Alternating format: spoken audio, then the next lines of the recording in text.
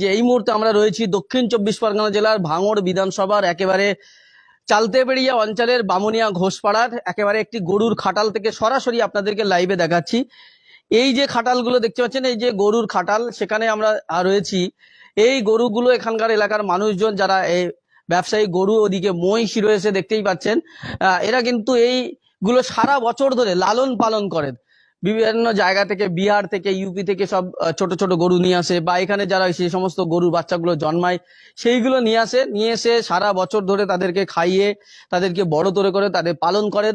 এবং পালন করার পরে এই যে প্রতি বছর যে মুসলমানদের ধর্মীয় উৎসব ঈদ উপলক্ষে, কুরবানির ঈদ উপলক্ষে এই গরুগুলো বিক্রি করেন। এবং সেখান থেকে তারা, কেউ বলছেন তাদের যে অভিযোগ, তারা বাড়ির জমি বন্ধক দিয়ে, কেউ বা লোন নিয়ে, কেউ বা বাড়ির ওয়াইফদের, বৌমাদের হচ্ছে কি সোনা গয়না বন্ধক দিয়ে, লোন নিয়ে সেই টাকা দিয়ে এই গরু পালন করে, এই ব্যবসা করেন। এবং বিভিন্ন জায়গায় যেমন ধার নেয়, আপনার খড়ের দোকানে, তারপরে খোল ভুসির দোকানে, সেখান থেকে ধারে মাল নিয়ে আসেন। এবং এই ঈদের সময় এই গরুগুলি বিক্রি করে তারা সেই গরুগুলো বিক্রি করার পরে যে টাকা আসে সেই টাকা দিয়ে তারা দেনা মেটান, তাদের সোনা গয়না ছাড়িয়ে নিয়ে আসেন, ব্যাংকের লোন মেটান। এবং এখান থেকে যে মুনাফা, যে লাভ হয়, সেই লাভ দিয়েই তারা কিন্তু সংসার চালায়। এখানে আপনাদেরকে একটু দেখাবো। এখানে এই যে ছোট্ট যে গরুর বাচ্চাগুলো দেখতেই পাচ্ছেন, এই ছোট থেকে এইভাবে, এরকম ছোট থেকে এত বড় আস্তে আস্তে খাইয়ে দাইয়ে তাদেরকে বড় করেন। এবং শুধু এখানে মহিষ রয়েছে দেখতেই পাচ্ছেন। এবং আমি আরো একটু ভিতরে দেখাবো আপনাদেরকে। ঘরের ভিতরে মানুষ যত না ভালো জায়গায় থাকে, তার থেকে ভালো জায়গায় এদেরকে রেখে, এই ঘর আর এই যে আমাদের খাটাল আছে, এইগুলো সব খাটাল করেছি। ঘর আগে একটা ঘর ছিল, খাটাল সামনেই খাটাল, হ্যাঁ, এক ছাদের নিচে আমরা সব এই ঘর দৌড় করেছি, সব এই ব্যবসায় থেকেই করেছি। জিনিস গয়না গাটি যা যেখানে আমার মেয়ের গয়না ছিল, আমার গয়না ছিল, সবই আমি বন্ধক দিয়েছি। আমার জামাইও জানে না, মেয়ে লুকিয়ে দিয়েছে। এবার ও তো অশান্তিতে ভোগ করছে, ও বলছে যে মা আমার কি হবে। এবারে আমি জানতে পারলে আমার সংসারটাই তো নষ্ট হয়ে যাবে, আমি কি করব, আমার গয়না কিভাবে তোমরা বন্ধক দিয়েছো, কিভাবে ছাড়িয়ে দেবে, এই করছে। আমার তো সারা রাত ঘুমই হচ্ছে না, 4-5 দিন ঘুমাতে পারছি না, কি করব, আমার মাথাটার মধ্যে কি হচ্ছে আমি বলতে পারছি না। আমার আত্মহত্যা করা ছাড়া কোনো উপায় নেই, আমাদের যে কোনো একটা উপায় বার করে দিতে হবে। এটা 17 বছর ধরে এই কারবার করে আসছি, কোনোবারে এরকম হয়নি, এবারে কেন এরকম হলো। আমার ছেলেকে পড়াশুনো করিয়েছি সব এই ব্যবসায় থেকে, পড়াশুনো করে সে কোনো চাকরি বাকরি পাচ্ছে না, না পেরে তা ওর বাবার সঙ্গে খাটালের ব্যবসাই করছে, কাজ কর্ম করে।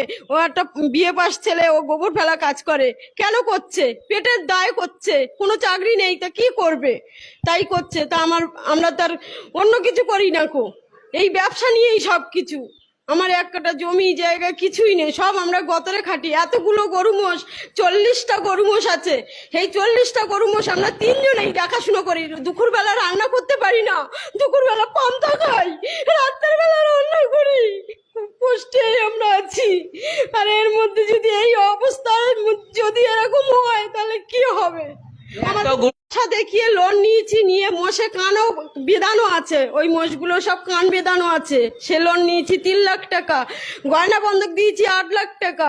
ভুসির দোকানে 6 লাখ টাকা। এদিক সেদিকে বিচুলি এলা পাবে 1 লাখ টাকা। অনেক দেনা। ওষুধের ব্যবসা না করতে পারলে আমরা কি করব, কি করে খাবো? আমাদের তো মরণ ছাড়া রাস্তা নেই, না আমাদের বিষ এনে দিক, আমরা বিষ খেয়ে মারা যাব। আমরা এইভাবে আমাদের চতুর্ধার দিয়ে দেনা, সবাই দেনা করছে, চাইছে। চিঠি এসে গেছে, ভুসির দোকান থেকে চিঠি এসেছে, বিচুলির দোকান থেকে সব চিঠি এসেছে, হালকাতা করবে, টাকা চাইছে। আমরা তো একটাও গরু বিক্রি করতে পারছি না। আমার আজ স্বামীটা সকালবেলা মাথা ঘুরে পড়ে গেছে। এইসব টেনশন করতে করতে আমাদের খুবই অবস্থা খারাপ যাচ্ছে। একটাবার আমাদের সুযোগ দিই। রাত 2:30টার সময় উঠতে হয়, আমার উঠে এই 40টা মাল দেখাশোনা সব করতে হয়, আমার ছেলে আর আমি দুজনা। কিভাবে চলবে? কিরকম ছাড়া রাস্তা নেই। সরকার যে কোনো একটা উপায় বার করে দিক, না দিলে যে কোনো রাস্তা একটা আমাদের বার করে দেখ, না দিলে আমাদের কোনো উপায় নেই। আপনার এখানে কতগুলো গরু আছে? আমাদের গরু আছে কতগুলো, 42টা গরু মোষ। গরু আর মোষ ধরে 42টা আছে। কত লাখ টাকার গরু আছে? ও 1.5 লাখ 2 লাখ থেকে শুরু আছে। বেশি বেশি টোটাল আমাদের 25 লাখ 25 লাখ 25 লাখ টাকা দেনা আছে। হ্যাঁ। মানে এই গরুগুলো মহিষগুলো বিক্রি হয়ে গেলে আপনাদের দেনাগুলো হ্যাঁ, আমরা সমস্ত দিকে আমরা প্রথমত আমরা ব্যবসাটা শুরু করি উত্তরপ্রদেশ থেকে, বিহার থেকে, এইসব জায়গা থেকে মাল আমাদের আসে, আমরা নিয়ে আসি বাইরের রাজ্য থেকে, আমরা মালগুলো সেখান থেকে কিনে নিয়ে আসি। আমরা তো বছরকে বছর এরকম ভাবে ব্যবসা, আমার বাবা করেছে, আমার বাবার বাবা করেছে এই ব্যবসা, আমরা সকলে এইভাবে ব্যবসা, আমাদের পূর্বপুরুষ এই ব্যবসা করে আসছে, যেহেতু আমরাও সেই লাইন দেখেছি, পড়াশুনো করেছি। আজকে আমি জিওগ্রাফিতে অনার্স আছি, বিএসসি ব্যাচেলর অফ সায়েন্স নিয়ে পড়েছি। পড়াশোনাটাও আমি পুরো এই ব্যবসার উপর থেকে চালিয়েছি, এই কাজ থেকে আমি চালিয়েছি, আমি বলছি। তো আমরা সবকিছু এই আমার বাবা যতই হোক খেটে খুঁটে যাই হোক আমাকে এত পড়াশোনা করেছে। আজ পড়াশোনা করে আমরা চাকরি নেই, আমার কিচ্ছু নেই। আজ জবের জন্য যেখানেই যাচ্ছি না কেন সেখানেই কোনো কিছু আমরা সুরাহা পাচ্ছি না। তো আমরা কি করবো? আজ ব্যবসার উপরে নির্ভর করে লাস্টে না পেরে আমরা এই ব্যবসাতে লাভলাম। তো আজ ব্যবসাতে লেবেও আজ এই অবস্থা আমরা কোথায় যাব? আমাদের মৃত্যুবরণ ছাড়া তার কি কোনো উপায় আমরা খুঁজে পাচ্ছি না। সরকার আমার বর্তমান মুখ্যমন্ত্রীর কাছে আমরা এই সাধারণ জনগণ হিসাবে আমাদের এই আর্জি জানাচ্ছি যে আমাদের বর্তমানে কিছু একটা সুরাহা করুন। আপনাকে এনেছি আমরা আপনি হিন্দুত্ব আছেন, তো আমরাও হিন্দুত্ব আছি, তো আমাদের মুখ পানে একটু চান। আর আপনাদের দেখেন আমরা এখন এত মার্কেটে এত দেনা করে ফেলেছি, আমরা এখন কোথায় যাব? আমাদের এখন মৃত্যু ছাড়া কোনো উপায় নেই। আর এই সর্বপ্রথম বলি, এই ভুসির দোকান থেকে শুরু করে বিচুলিওয়ালা থেকে শুরু করে ওষুধ থেকে শুরু করে এই মালগুলোকে আমরা যত্ন সহকারে নিজেরা না পেটে না খেয়ে এদেরকে খাইয়ে এত বড় করেছি। আর এত বড় করার পরে যদি আজ এই অবস্থা আমাদের দেখতে হয়, আমরা এখন কোথায় যাবো? আমাদের সুসাইড ছাড়া। মানে মুসলিমরা আসছে না গরু নেওয়ার জন্য, যারা কুরবানির সময় কি করে যে আইনটা 1950 সালে একটা আইন বেরিয়েছিল, আজ থেকে প্রায় 78 বছর আগে আইন পাশ হয়েছে। সেই আইনে কি বলা হয়েছে না, 14 বছর বয়সী গরু কুরবানি দেওয়া যাবে, কোনো পশু হত্যা করা যাবে না। এই সমস্ত আইন তো এত বছর, আমার জন্ম হয়নি তখন, তো আমি সেই আইন হয়ে আছে, আমরা তো কিছুই জানি না। তো এখন সেই সব আরো পেছনের যত সবকিছু বাইরে আসছে। তো এখন আপনারাই বলুন যে আমরা এখন কোথায় কি করবো? এইসব আইন ঠিক আছে, আইন আমরা মানবো, আইনে করব, আমাদের তো একটা সুযোগ সুবিধা দেওয়া দরকার, যে একটা টাইম বেঁধে দিক, যে আমাদের এই টাইমের মধ্যে তোমরা যা করেছো। আমরা তো এখন জানি না, এখন যেহেতু সবকিছু, আর এইসব মালগুলো আমরা এখন নিয়ে কি করব? এখন সরকার এর সরকার সুরাহা করুক, এই মালগুলো নিয়ে আমরা কি রাস্তায় ছেড়ে দেবো? আর আমাদের যে পাওনাদার আছে, আমাদের যে আমরা যে দেনা করেছি, তাহলে আমাদের উপরে সবাই তো জুলুম করবে। এখন তো এসব দেখবে না যে তোমরা এই মালগুলো এনে কি করেছো না করেছো, আমাদের দেখবে না। আমরা কোথায় যাব? সরকার এটা সুরাহা করুক, আমরা এটাই চাই, আমরা আর কিচ্ছু চাই না। আমাদের দেনা মুক্ত করুক সরকার, না হলে আমাদের মৃত্যু ছাড়া আর কোনো উপায় আমরা খুঁজে পাচ্ছি না। এখন সরকারের কাছে এই আমাদের আর্জি। আমার নাম কৌশিক ঘোষ, আমি এখন গ্র্যাজুয়েশন কমপ্লিট, আমার গ্র্যাজুয়েশন এখনো কমপ্লিট হয়নি। আমার 3 ইয়ার 6 নম্বর সেমিস্টার এখনো ওই পরীক্ষা দেবো ক্যালকাটা ইউনিভার্সিটি। আমি জিওগ্রাফিতে অনার্স, ব্যাচেলর অফ সায়েন্স, এই নিয়ে আমি পড়াশোনা করছি আপাতত। এখন আপনারা তাহলে কি চাইছেন? আমরা চাইছি যে এবারে ঈদটা অন্তত করতে দিলে গরুগুলো বিক্রি হলে আমরা দেনাটা কিছুটা হলেও দিতে পারবো।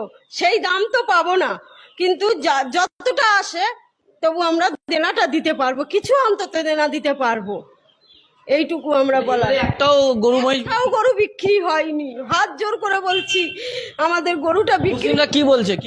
মুসলিমরা বলছে আমরা গরু কিনে কি করবো, আমাদের না খাওয়াটা, আমরা একবার নাই খেলাম তাই বা কি হবে, তোমাদের উপায় তোমরা কি করবে সেটা তোমরা দেখো।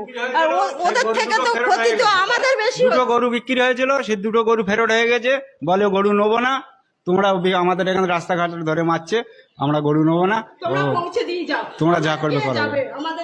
তাহলে আমরা কোন রাস্তায় যাবো? আমাদের তাহলে মরণ ছাড়া আমাদের আর রাস্তা নেই। মানে তারা গরুর টাকা ফেরত চাইছে? হ্যাঁ, টাকা তো ফেরত। গরু বিক্রি হয়েছে 5,000 টাকা দিয়েছে, 2,500 করে টাকাটাও অ্যাডভান্স দিয়েছিল। এখন বলছে নেবো না গরু, টাকাটা সব শেষ হয়ে গেছে, কোথা থেকে কি করবো? আমার সেগুলো বলে দিয়ে